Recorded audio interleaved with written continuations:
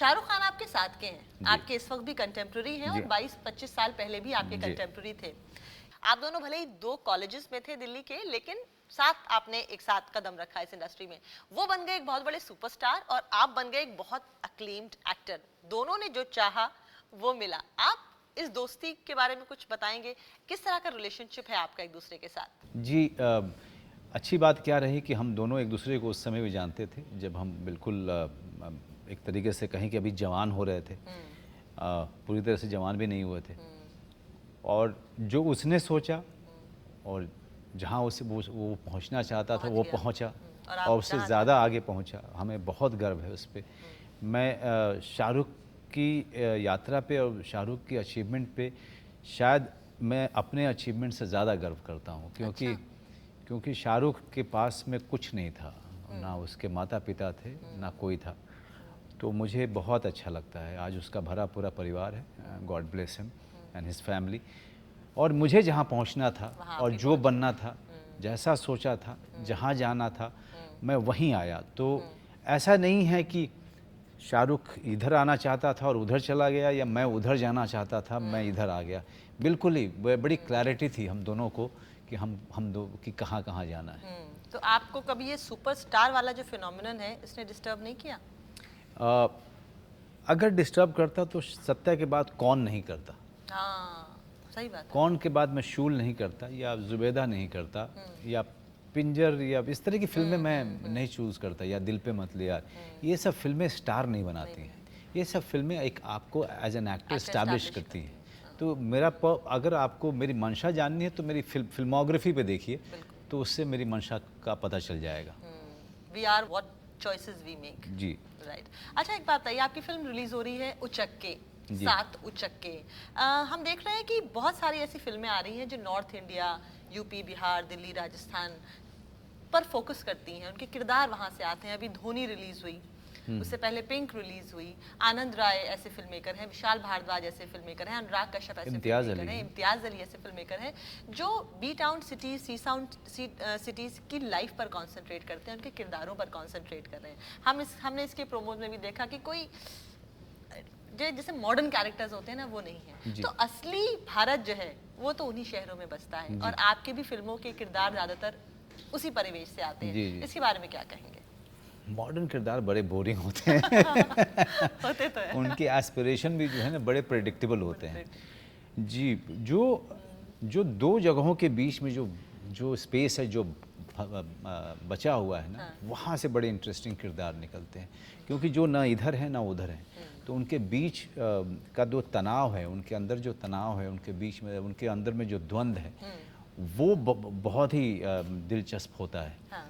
वो एक middle class का आदमी दिल्ली के किसी छोटे से फ्लैट में वो लगातार अपने सामने से आती जाती हुई मर्सिडीज़ और ऑडी को देखता है, या नीचे पार्क होती हुई एक बड़ी गाड़ी को देखता है, तो वो उसकी जो चाहत है, उसके अंदर में जो लालसा है और जो द्वंद्व है, उसको अगर पहचाने तो ड्रामा वहाँ बनता है। सही बात है। तो और ये जितने भी फिल्मकार के नाम लिए आपने, ये सब इन्हीं छोटी जगहों से आते हैं, इन्हीं सब जगहों से आते हैं, और मेनली हिंदी भाषी जगहों से आते हैं, और हम हैं हिंदी फिल्म इंडस्ट्री। तो जाहिर सी बात है कि कहानियाँ अगर वहीं से आएंगी, और वहाँ से लाएगा कौन? राकेश मेहरा लेके आएंगे, विशाल भारद्वाज लेके आएंगे, अनुराग कश्यप लेके आएंगे, सुजीत सरकार लेके आएंगे, इम्तियाज़ अली लेके आएंगे। तो यही सब फिल्म मेकर ही लेके आएंगे, क्योंकि ये उस ज़िंदगी को जी चुके हैं, उन लोगों के बीच में जी चुके हैं, वहाँ वो कहानी उनकी अपनी है, और आज वो अपनी कहानी कह रहे हैं। हाँ, तो आपने कभी अपनी किसी फिल्म में किसी ऐसे कैरेक्टर को इमिटेट किया है जिसको आपने बहुत क्लोजली देखा हो अपने स्ट्रगल के डेज में? मैं करता रहता हूँ, और वो कुछ और होता है, लेकिन उसको किसी और किरदार में डाल देता हूँ। कितनी बार तो ऐसा होता है कि मेरा अभी के समय में कोई देखता हूँ किसी को, अभी अलीगढ़ जैसे है, अलीगढ़ का किरदार महाराष्ट्र का किरदार है, और मुझे और नागपुर में पैदाइश हुई उनकी, पले बढ़े प्रोफेसर सीरस मराठी के टीचर हैं अलीगढ़ में। तो अब उनकी जो बोल चाल थी वो मुझे कहीं से सीखनी थी।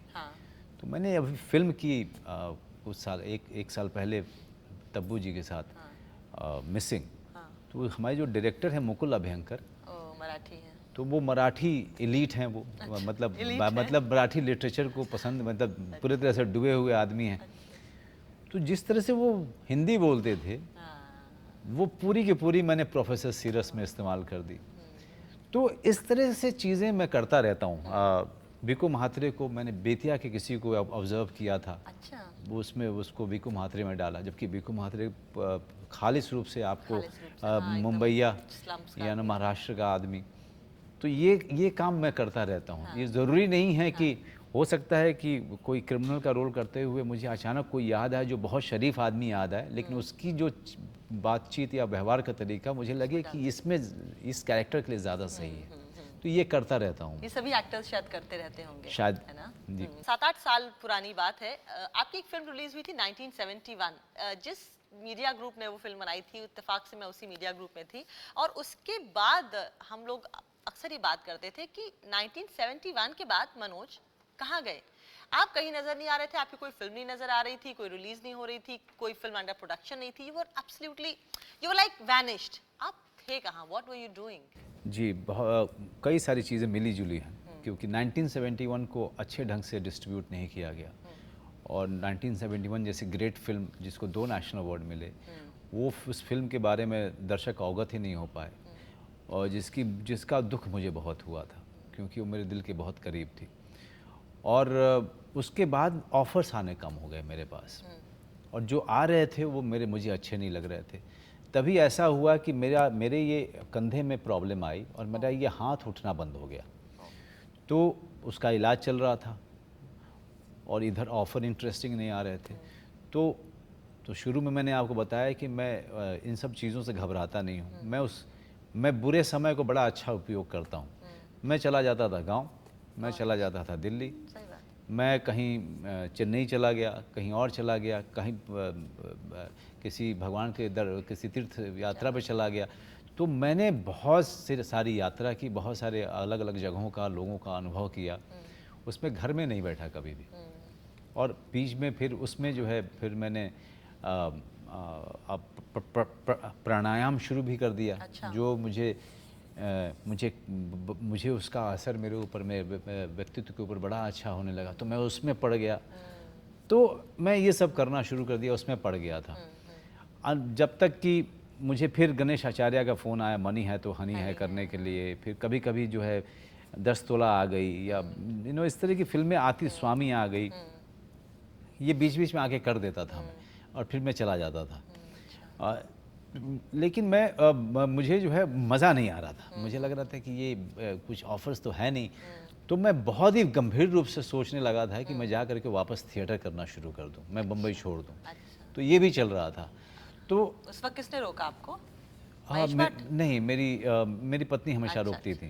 तो वो कहती थी कि यार ये आ जाएगा, ऑफ़र आ जाएगा, तुम चिंता, क्योंकि वो दिल्ली की हैं, और उनको लगता है कि दिल्ली में उनका एक औरत होने के नाते जो अनुभव रहा है, वो अच्छा नहीं रहा है। तो वो दिल्ली वापस जाना नहीं पति जाएगा चाहते। तो मुझे भी जाना पड़ेगा। तो उन्होंने रोक दिया, अच्छा ही किया, क्योंकि ठीक उसके बाद जो है फिर मुझे राजनीति ऑफ़र हो गई, और फिर उसके बाद फिर मज़ा आने लगा, अच्छे अच्छे ऑफर्स आने लगे। ओके। नवाजुद्दीन सिद्दीकी आपके साथ के हैं, आपकी स्ट्रगल साथ में रही है पिछले 10-12 सालों में। नवाज की फिल्म आई फ्रीकी अली, उन्होंने एक बड़ी दिलचस्प बात मुझे बोली थी कि स्ट्रगल के दौरान ऐसा होता है कि एक्टर ब्रश कहीं करता है, नाश्ता कहीं करता है, खाना कहीं खाता है, सोता कहीं है, तो it's like a terrible life. और उनके साथ तो ये काफ़ी सालों तक चला था। क्या ये सही है? आपने भी ऐसा वक्त देखा है? सुबह का समय तो ये होता था कि एक जगह पे ब्रश किया, दूसरे जगह पे वहाँ से निकले तो ये सोचना शुरू किया कि नाश्ता कहाँ करेंगे। कभी कभी ज़्यादातर तो नाश्ता हो ही नहीं पाता था, क्योंकि नाश्ते के समय तक तो हम नाश्ते का समय निकल चुका होता था। लेकिन अमूमन मैं निकलता था कमरे से ये सोचते हुए कि खाना कहाँ खाऊं, खाना कहाँ से मिल जाएगा। तो किसी फिल्म के सेट पे जो है स्ट्रगल करते हुए चले गए, तो स्टूडियो के अंदर में सेट का खाना तो कोई दिख गया, मान लीजिए प्रोडक्शन का ही या स्पॉट बॉय जो मुझे जानता है या चेहरा पहचानता है, तो हमेशा पहली बात हमेशा करता था, खाना खा के जाना, है ना। क्योंकि बस जानता वहीं आप पकड़ लेते थे, हाँ, हाँ एकदम। नहीं, वो कहता था क्योंकि जानता था कि ये भूखा होगा, ओह, तो खाना खिलाता था। या अशोक मेहता बहुत बड़े कैमरामैन थे, हाँ, उनके सेट पे हमेशा ही चला जाता था मैं जब उनकी शूटिंग होती थी। क्या बात। तो वो जानते थे कि ये भूखा आया है, इसको खाना नसीब नहीं होगा, तो खाना खिला देते थे। अच्छा, फिर वहाँ से निकलता था दिमाग में ये सोचते हुए कि अब रात का खाना कहाँ होगा, तो किस दोस्त के घर जाएं। तो कितनी बार चलते हुए गोरेगांव चले जाते थे, अच्छा। क्योंकि पैसे होते नहीं थे ऑटो वगैरह के या बस के। तो चलता हुआ चले जाता था, समय गुजर जाता था, और वो कोई स्ट्रगलर हैं, 3-4 रह रहे हैं, तो कभी कभी तो मटन बन रहा है और मैं पहुंच गया। उस दिन तो पार्टी हो अब जाती होगी। पार्टी हो जाती थी। बिल्कुल सही है, क्योंकि जो बाहर से मुंबई शहर में आता है, मुंबई का अपना एक जो कल्चर है वो हमारी तरफ से बिल्कुल अलग है। ये बहुत ही हमें डराता है। तो जो भी यहाँ पे आता है और अगर रह जाता है तो ये बड़ी काबिल तारीफ़ है।